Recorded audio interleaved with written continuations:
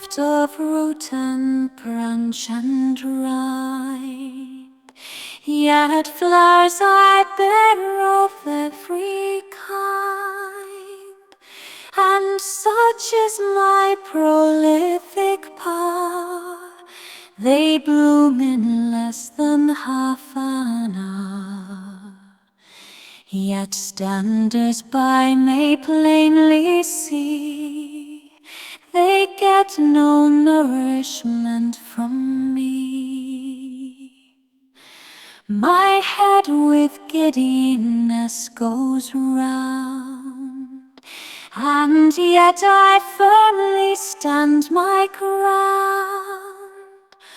All over naked I am seen, and painted like an Indian queen. No couple beggar in the land e'er joined such numbers hand in hand. I joined them fairly with a ring, nor can our parson blame the thing. And though no marriage words are spoke, they part not till the ring is broke. Yet hypocrite fanatics cry, I'm but an idol raised on high.